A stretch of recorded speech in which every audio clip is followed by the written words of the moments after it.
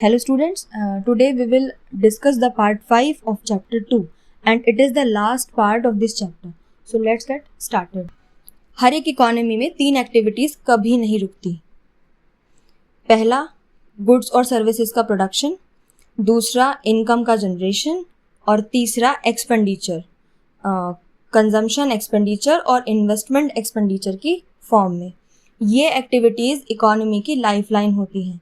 इन activities के बिना कोई भी इकोनॉमी एग्जिस्ट नहीं करती और इन एक्टिविटीज़ की शुरुआत और एंड को ट्रेस करना बहुत ज़्यादा डिफ़िकल्ट होता है क्योंकि ये तीनों एक्टिविटीज़ एक सर्कुलर फ्लो में वर्क करती हैं. सर्कुलर फ्लो के 3 फेजेस होते हैं. चलिए अब उन्हें डिटेल में पढ़ते हैं. पहला फेज है प्रोडक्शन का.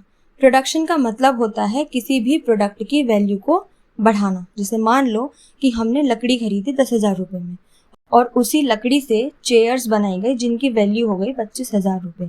इसी को प्रोडक्शन कहा जाता है क्योंकि हमने यहाँ पर क्या किया है, प्रोडक्ट की वैल्यू को बढ़ाया है 15,000 रुपये से.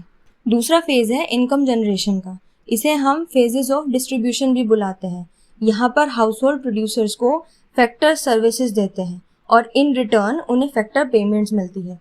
जैसे ज़मीन के लिए किराया मिलना, कैपिटल पर इंटरेस्ट मिलना, लेबर को वेजेस या सैलरीज मिलना और एंटरप्रेन्योर को प्रॉफिट मिलना. तीसरा और लास्ट फेज है फेजेस ऑफ एक्सपेंडिचर. ये वो खर्चा होता है जो हम गुड्स और सर्विसेज को खरीदने में करते हैं. जैसे हाउस होल्ड फाइनल गुड्स खरीदता है तो उसे कंजम्पशन एक्सपेंडिचर बुलाएंगे और जब प्रोड्यूसर फाइनल गुड्स खरीदेगा तो उसे इन्वेस्टमेंट एक्सपेंडिचर बुलाएंगे. और इन तीनों एक्टिविटीज़ का जो फ्लो है वो कभी नहीं रुकता. ये ऐसे ही सर्कुलर मोशन में चलता रहता है. ये तीनों एक्टिविटीज़ एक दूसरे को फॉलो करती हैं. दैट्स वाई इसे सर्कुलर फ्लो बुलाया जाता है.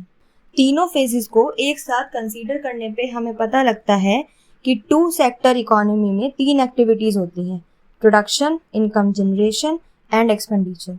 इसीलिए इसे ट्रिपल आइडेंटिटी भी कहा जाता है क्योंकि यहाँ 3 एक्टिविटीज़ होती हैं.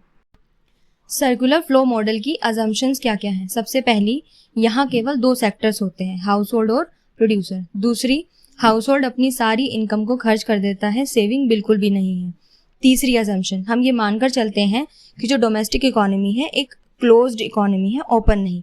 इसलिए यहाँ पर ना तो इम्पोर्ट होता है और ना ही एक्सपोर्ट, मतलब एक्सटर्नल सेक्टर का कोई भी रोल नहीं है यहाँ पर.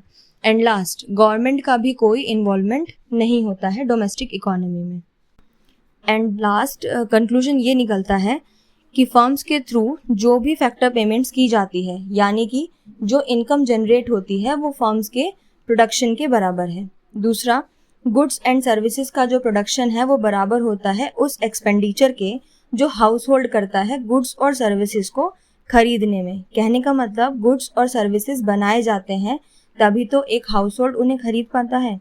सो सिंपल है, वैल्यू एडिशन यानी प्रोडक्शन होना. प्रोडक्शन हुआ तो इनकम जनरेट होगी और इनकम जनरेट हुई तो गुड्स एंड सर्विसेज मतलब एक्सपेंडिचर भी होगा.